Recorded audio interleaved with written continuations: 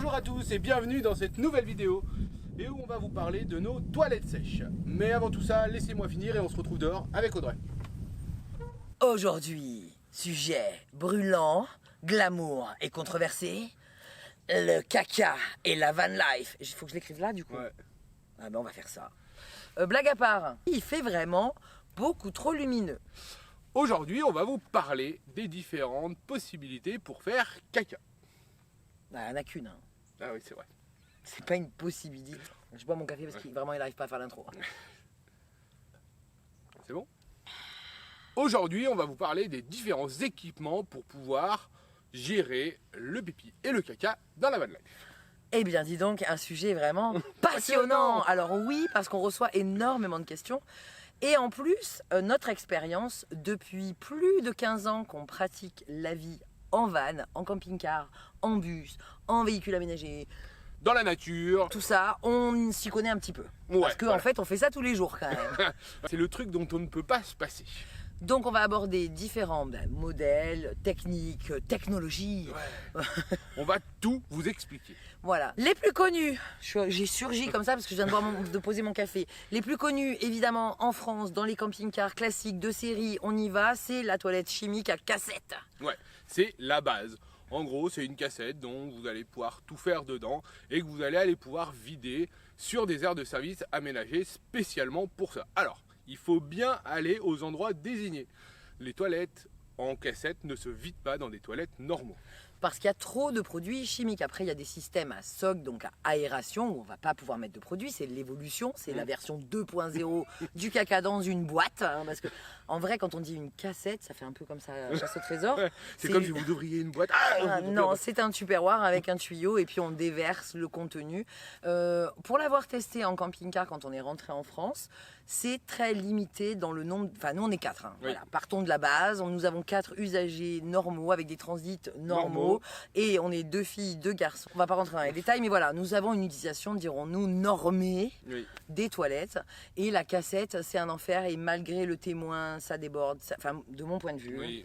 c'est quand même très limité. Il y a des voyageurs qui partent un peu en long cours pour gagner en autonomie. Ils achètent 2 cassettes et ils en ont une de rechange dans la soute, puisque justement, comme on le disait, la contrainte, c'est de trouver une aire de service. Exactement. L'avantage, c'est que vous mettez tout au même endroit, vous mettez un peu de produit pour que ça dilue bien, et voilà, vous allez vider une aire de service. C'est standard, c'est pratique, mais il y a une autonomie assez faible, surtout si vous êtes en famille. Je pense qu'elle est de 2 à 3 jours maximum. Sachant que si vous êtes en stationnaire, ça ne brasse pas et ça ne fonctionne beaucoup moins bien, donc il faut rajouter plus de produits. Donc c'est pas vraiment la méthode qu'on préfère. Ouais. Sachant que celle-ci, on l'a eu et en toilette incrustée dans le camping-car de base, enfin de série, quand on a loué avec Avis. On a également utilisé ce système en portatif, puisque dans le camping-car qu'on avait acheté en 2012, Oui. on avait un J5 qui n'était pas équipé et il existe les mêmes systèmes de toilettes chimiques à cassette portables où on va pouvoir les installer dans la douche sans avoir tout ce système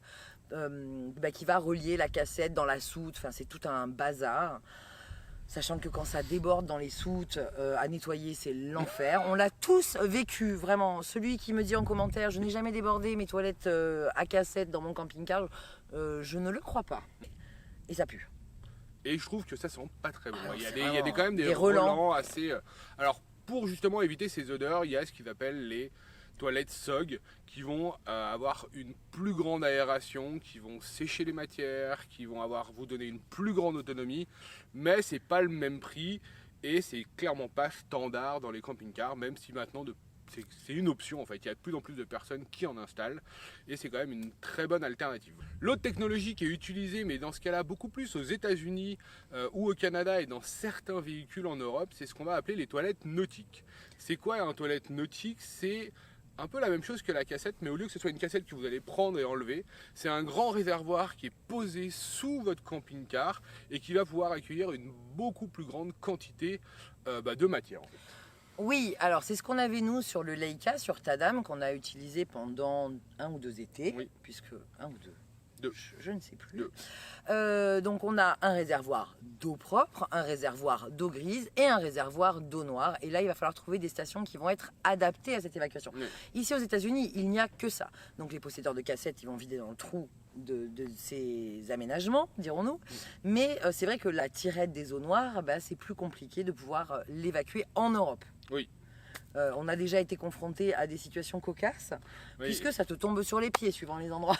Ouais, ou alors il n'y a qu'une grille et donc tu vas devoir faire sur la grille et puis tu vas devoir nettoyer vu que tu as tout mis.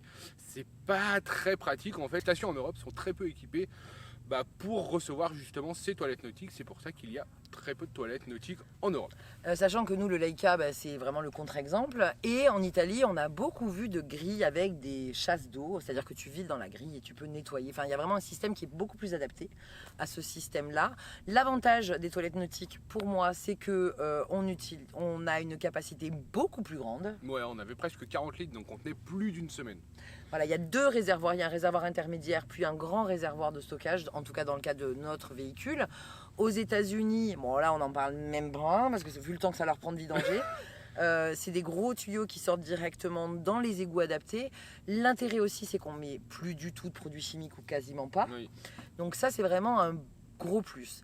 Maintenant, le point noir de ces 2 technologies, de mon point de vue, c'est l'utilisation de l'eau. Oui. Parce qu'il faut tirer la chasse. Et qui dit tirer la chasse, on va utiliser notre eau propre pour pouvoir évacuer, nettoyer et drainer. Parce que si vous ne mettez pas assez d'eau, ça ne fonctionnera pas. Oui, alors pour le drainage, je ne suis pas forcément d'accord parce que quand vous allez vider ces toilettes, vous allez utiliser de l'eau pour tirer la chasse d'eau. Mais par contre, quand vous allez drainer, en tout cas aux États-Unis, leur système fait que vous allez d'abord tirer les eaux noires dans un tuyau, puis tirer les eaux grises qui vont nettoyer le tuyau des excréments.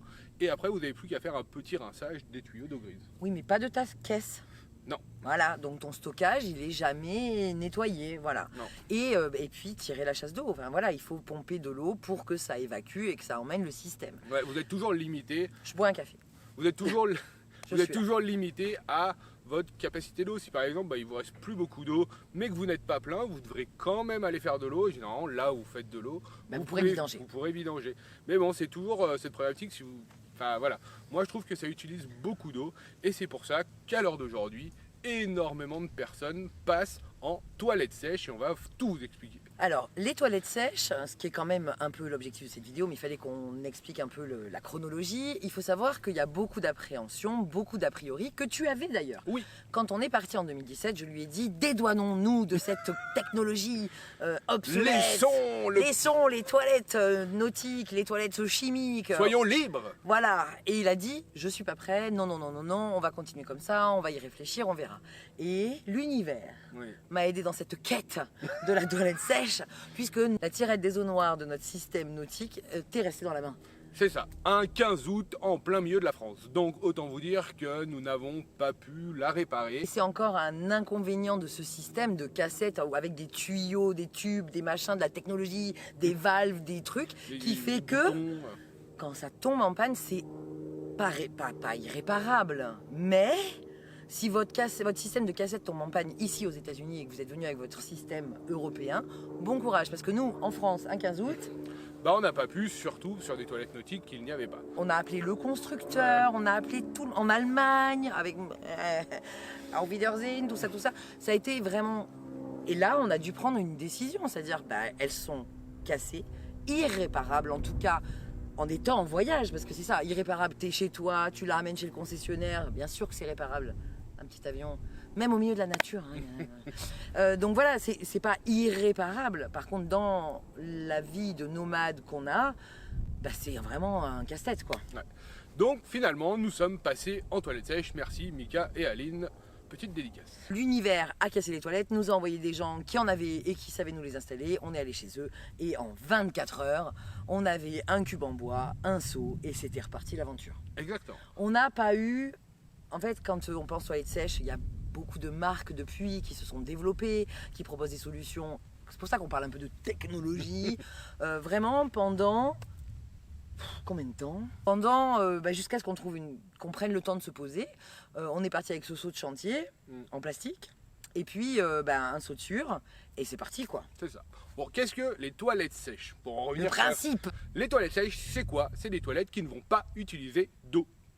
Exactement. Ouais. Et il y a plusieurs types de toilettes sèches. Donc, comme on vous le disait, nous, le premier, c'était un seau de la Sûre en avant Guingamp. Ouais. Et pourquoi je dis en avant Guingamp? Parce que ça rime bien. Mais je ne les soutiens pas. Non. Je m'en fiche. Bon, pardon pour les gens de Guingamp.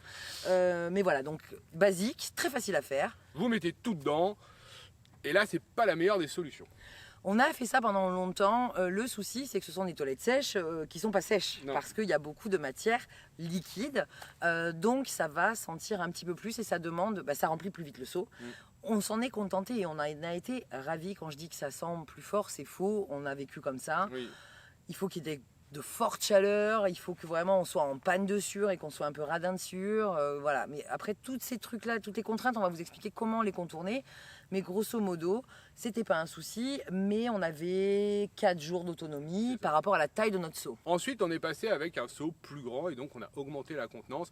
Mais pareil, on mettait tout au même endroit et on tenait à peu près 5 ou 6 jours.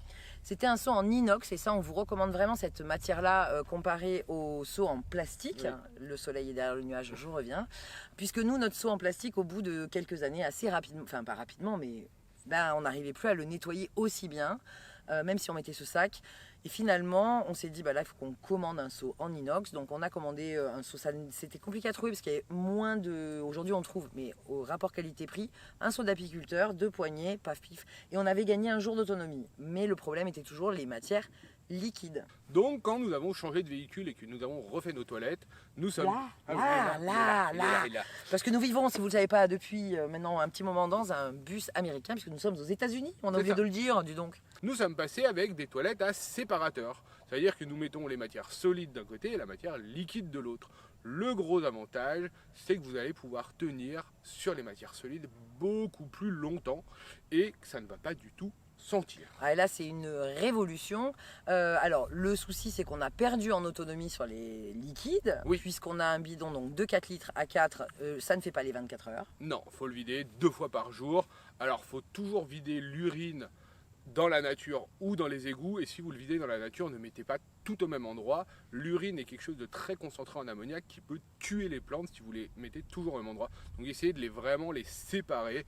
Ne videz pas surtout auprès des rivières. Et voilà, ça c'est des choses, je pense, assez normales que tout le monde connaît. Sachant que nous, on n'a pas de traitements médicaux non plus, parce que tout ce qui est antibiotiques, tout ce qui est hormones peut avoir un impact. Donc vraiment s'éloigner des cours d'eau.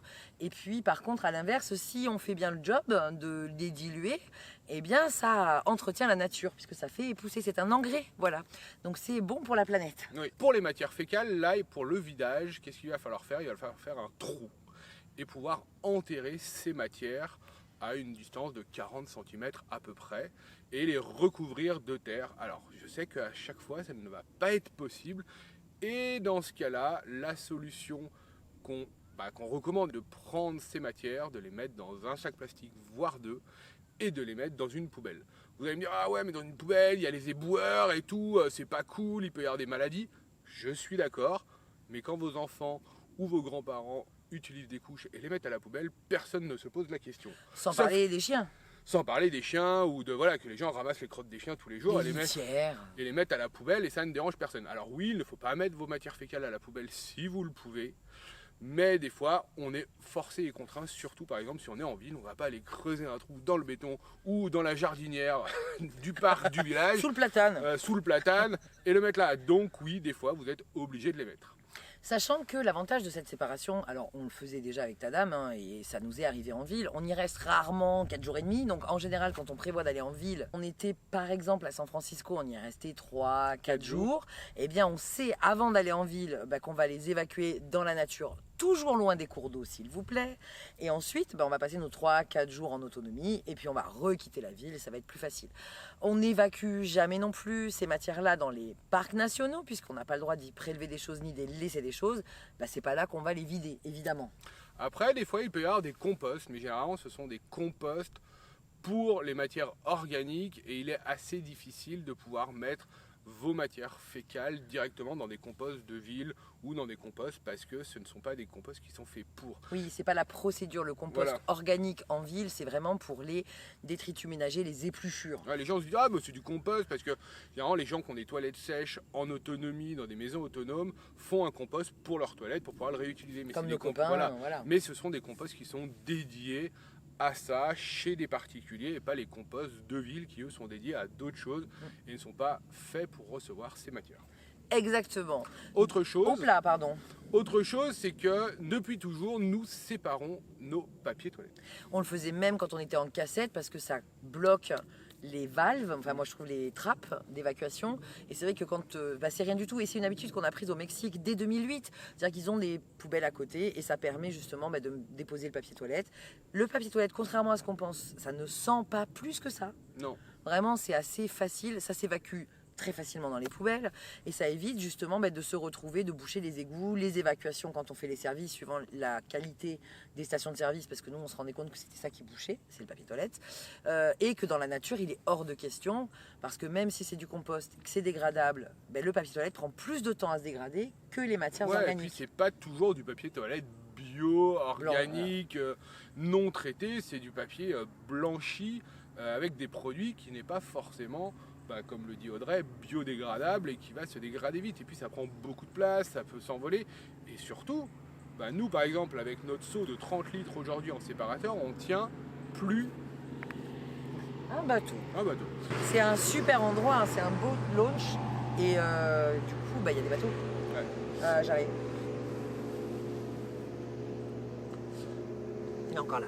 Bon, l'avantage de séparer le papier toilette, c'est que vous allez avoir une plus grande autonomie. Si vous mettez tout le papier toilette avec les excréments au même endroit, ça va prendre beaucoup plus de place et vous aurez moins d'autonomie. Nous, aujourd'hui, par exemple, à 4, avec un seau de 30 litres plus la sciure, on tient entre 10 et 15 jours d'autonomie sur nos matières fécales. Sans odeur. Exactement. Alors après, quand on est dans des lieux faciles pour pouvoir, on va pas garder 15 jours, parce que l'avantage aussi de ne pas utiliser d'eau, de ne pas utiliser de sac. On a fait fabriquer ce seau en inox quand on était au Mexique, c'est qu'on peut le vider tous les jours si l'envie nous en vient. Astuce très importante pour économiser l'eau, puisqu'il faut quand même rincer ce seau, c'est de le rincer avec vos eaux grises, sachant qu'on utilise minima que des produits plutôt biologiques dans nos savons, etc. Donc les eaux grises, c'est de l'eau des pâtes, du brossage de dents, et de la douche, mais tout en bio. Donc c'est très très peu, c'est 1 litre. On secoue, on tamise, on tourne le seau, on rince et on est propre, on peut repartir. On peut faire ça tous les jours, c'est pas gênant. Non. Quant aux odeurs, les gens disent ah ouais mais les toilettes sèches ça pue, c'est pas bien. Non, les toilettes à séparation, clairement ça ne pue pas. Vous, ça va puer comme vous quand vous allez aux toilettes en fait. C'est que une fois il y a eu l'odeur. Le moment venu. Voilà, il y a le moment où ça se passe et sans mentir, 1 minute après, dès que vous avez mis la sciure dessus, ça ne sent pas. Et comme on vide l'urine tous les jours, voire 2 fois par jour, en fait l'urine n'a pas le temps de sentir, ce qui généralement sent beaucoup quand les gens prennent des gros réservoirs de plus de 10 litres pour avoir une grosse autonomie, c'est que l'urine macère et que l'odeur va remonter. Et dans ce cas-là, c'est pour ça que dans ces cas-là, généralement, sur ces systèmes-là, il y a un clapet anti-retour pour éviter cette remontée d'odeur. Mais les matières dures, elles ne sentent pas du tout. Oui, pas suffisamment pour que ça soit... Ouais. Pas du tout. Non, mais voilà. Non, mais ça sent pas quoi. Ça sent pas dans le camping-car. Ça ne sent pas le caca. Voilà. À un moment donné, il faut dire, appelons un chat, un caca, ça ne sent pas le caca. Voilà. Je viens de terminer le montage de la vidéo des toilettes sèches et je vous prends comme ça au milieu. Vous n'avez pas encore vu la fin, puisqu'il reste encore la fin. Mais dans les freins et les questions qu'on reçoit le plus, il y a aussi où trouvez-vous de la sciure? Eh oui, à plusieurs endroits. Le premier, ça va être les animaleries, les supermarchés qui ont un rayon animaux. Vous allez trouver de la sciure pour lapins en quantité de 15 litres, 60 des fois 125 litres. Et pour nous, on prend généralement des grosses quantités et ça nous dure environ 1 mois et demi. Oui, et puis quand il n'y a pas d'animalerie, quand il n'y a pas de supermarché, et je pense notamment, alors je dis pas qu'il n'y a pas de supermarché en Tunisie, mais en Tunisie, trouver de la sciure pour lapin, c'est quand même beaucoup plus difficile, ou au Mexique, on va se diriger, et là c'est très simple, contrairement à l'Europe, on va aller directement chez des artisans qui travaillent le bois, les menuisiers, les charpentiers, qui vont avoir de la sciure dans leur atelier. On n'a jamais eu de problème pour en trouver, on toque à la porte, en général c'est facile, les meubles sont exposés dans la rue, donc on les repère, on leur demande, et après on va trouver une qualité de sciure qui va être un petit peu plus aléatoire, un peu moins compact aussi. Et beaucoup moins cher puisque, à part peut-être une fois on nous a demandé un tips pour les enfants, on n'a jamais payé la sciure qu'on a récupérée chez les artisans. Ouais. Voilà, donc ça c'est assez facile, enfin c'est pas un point bloquant en tout cas pour les toilettes sèches, vous en trouverez assez facilement Et la consommation est quand même minime si vous êtes en séparateur d'urine, donc il n'y aura jamais de problème. Cette parenthèse sciure terminée, on reprend le cours de la vidéo. Nous, on en est ravis. Est-ce qu'on reviendrait en arrière? Jamais de la vie. Jamais. Jamais. Jamais. La semaine qu'on a eu en camping-car en France, le mois, je dis la Oui. semaine, le mois qu'on a eu en France, merci Avis d'ailleurs de nous avoir prêté ce camping-car, mais ça nous a conforté dans l'idée qu'on était ravis d'avoir ce camping-car et ça nous a apporté beaucoup d'autonomie, mais ça nous a conforté dans l'idée que non, la solution c'est pas ça, c'est vraiment le saut tranquille à l'ancienne et que pour vider, on a beaucoup moins de contraintes. On vous parle de contraintes quand on est en Europe, quand on est aux États-Unis, au Canada. Une fois arrivé au Mexique, les stations de dump, hormis dans les gros resorts américains prévus pour les trailers, ça n'existe plus. Non. Il faut quand même dire les choses à un moment donné. Et c'est pareil en Afrique. Enfin, si vous partez Sur avec les autres continents, Iran, Pakistan, il n'y a pas de station de service où on va pouvoir vider le caca. Enfin, au bout d'un moment, faut ouvrir les yeux. Faut ouvrir les yeux, c'est que ça n'existe pas. Donc vous n'allez pas pouvoir l'inventer et aller à la station d'épuration, qu'il y en a une par 100 km², et pour aller vider votre petite cassette. Enfin, là, malheureusement, dans les autres pays, mais je trouve ça plus naturel justement dans ces cas-là de passer sur des toilettes sèches où vous allez pouvoir faire votre trou et l'enterrer beaucoup plus facilement. Et surtout, et c'est pour ça qu'on le vide le plus régulièrement possible pour pas qu'il y ait non plus une quantité à absorber, parce que la nature a absorbé. Faire des trous tous les 3 jours aussi, des fois c'est un peu chiant. Oui, mais pas au même endroit. C'est pas un peu chiant. Pas du tout. Du coup, on fait 4 trous au lieu de 3. Non, mais quand on reste là plusieurs jours, on va pas vider plusieurs fois. C'est-à-dire que voilà, on va essayer de répartir la charge, notre impact. Maintenant, quand on était en Tunisie, par exemple, où il n'y a pas de camping, pas de service, on était ravis d'avoir notre système de toilettes sèches qui était beaucoup moins impactant en tout cas. Autre chose, ceux qui ont des produits chimiques, et ça nous est arrivé parce qu'en 2008, je vous le disais, on a acheté un van, puisqu'on est déjà parti en tour des Amériques en 2008-2009 avant d'avoir les enfants. On a acheté un van, on n'y connaissait rien, on avait le système donc américain avec au gris au noir dans le même tuyau. Et au début, comme des bons petits soldats, on mettait notre petit produit chimique, on allait dans les stations, etc. On a passé la frontière, on arrive au Mexique et là on fait on cherche, on a cherché, on n'a jamais trouvé. Non. En plus, on vous parle en 2008, c'est-à-dire qu'aujourd'hui, il commence à y avoir des infrastructures qui se mettent en place. Sur Amazon. C'est quand même plus des trous dans la terre pour faire croire aux Américains qu'ils vidangent proprement. On va quand même être clair là-dessus. Derrière, il n'y a pas de station d'épuration. Hein. Ça dépend. Ça dépend. Et puis surtout, aujourd'hui... Permets-moi d'en douter dans certains endroits quand même. Aujourd'hui, avec Internet, Amazon et des choses comme ça, il est plus facile de commander des produits. Mais en plein milieu de l'Iran, du Kyrgyzstan ou de la Gambie, trouver un produit pour votre cassette, je pense que vous pouvez vous asseoir dessus. Voilà, partez avec du stock, parce que vraiment vous allez tomber en panne. Donc non, il faut vraiment anticiper. C'est-à-dire que moi j'ai pas envie de dire que les toilettes sèches c'est la vie. Si, j'ai envie de dire que les toilettes sèches c'est la vie. Les toilettes sèches, c'est la vie. C'est juste que, effectivement, si vous achetez un camping-car pour le revendre, ça fait aussi peur. Ça. Tu vois, dans les craintes, il y a l'odeur évidemment, il y a comment évacuer. Bah oui, il va falloir un peu mettre des gants et se salir les mains, mais même avec la cassette, c'est pas quand même toujours tout glamour. Mais le truc, c'est que donc il y a le technique, et puis il y a si je démonte tout dans mon camping-car, est-ce que je vais le revendre? Ben nous, on a revendu le nôtre à des voyageurs, certes. À des voyageurs qui étaient prêts à être en toilettes sèches ou qui auraient pensé à des toilettes sèches. Si vous achetez un camping-car neuf, là, demain, que vous mettez 100 000 €, que vous voulez le vendre dans 3 ans, n'allez pas tout démonter. Et que vous partez 15 jours en vacances l'été. Au camping. Voilà. Maintenant, ne vous embêtez pas. Si vous avez un petit van qui n'a pas de toilette, faites peut-être un système qui soit plus ponctuel pour une nuit ou deux, et puis vous savez que vous allez l'évacuer souvent. Alors, je t'avoue que j'ai jamais vu un van construit avec un système de toilette à cassette. Notre américain par exemple. Oui, un van standard, mais une autoconstruction. Ah, en autoconstruction? Je pense que je n'ai jamais vu. C'est quand même tellement plus simple. Voilà. Oui, mais quand tu vois des vannes de constructeurs, Trini, elle n'est pas en toilette sèche. Si peut-être qu'elle parce qu'elle l'a fait construire sur commande et qu'elle a dit, moi, je veux les toilettes sèches. Mais on a vu des vannes avec des trappes. Les vannes de série, eux, sont construits avec la cassette classique. Voilà. Et même, je pense que Mais je pense que ça va venir en option de plus en plus. Je veux pas non plus spoiler l'avenir de la vie. Il y a quand même une difficulté de promouvoir le fait d'enterrer ses déchets. C'est sûr que c'est les 400 000 camping-caristes français enterrent tous leurs déchets au bord de leur parking. C'est aussi ça, c'est un peu la limite. C'est un peu la limite, je pense, du toilette sèche. Oui et non. Est-ce que les aires de service vont aussi faire le pas d'évoluer Oui. vers ce marché-là, puisqu'on ne peut pas continuer. Il y a des marques aujourd'hui, sans les citer, parce que tout le monde les connaît, qui vont proposer ces toilettes sèches. C'est aussi peut-être à elles d'aller faire un peu du lobbyisme dans le bon sens du terme et de Pourquoi, dire oui, on n'aurait pas Des des conteneurs sur les aires de service, par exemple, ça pourrait être une idée. c'est génial. Se dire, Toilettes. là, vous avez un compost et vous mettez tout votre compost de toilette sèche à cet endroit. Ça Oui. pourrait être une idée pour les aires de service de dire, voilà, on met un compost à toilette, ça serait la même chose. Et il serait récupéré et utilisé dans la commune. Enfin, aujourd'hui, on promeut l'écologie, on promeut le fait de trier nos déchets. On a 3 poubelles maintenant. Et 3 ou 4. Ouais, 3 ou 4. Et pourquoi pas les aires de service ne pourraient-elles pas proposer un bac à toilette? Donc c'est quelque chose à réfléchir. Mais c'est pour ça qu'on n'a pas envie de dire que les toilettes sèches, c'est pour tout le monde. Évidemment, non. Si vous allez que au camping, vous allez vraiment galérer. Oui.